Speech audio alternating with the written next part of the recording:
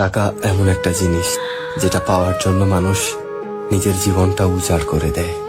মানুষ বলে যে টাকায় সবকিছু হয় না, কিন্তু সত্যি তো এটাই যে বর্তমানে টাকা ছাড়া মানুষের কোনো অস্তিত্ব নেই।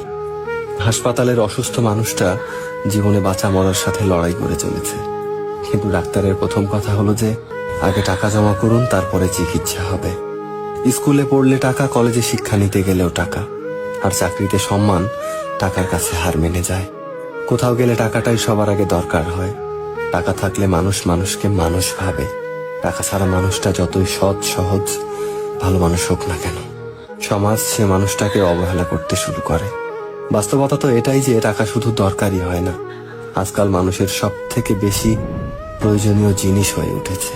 টাকা আছে সেই ঠিক, সেই সব থেকে সম্মানী ব্যক্তি এবং সম্মানের যোগ্য।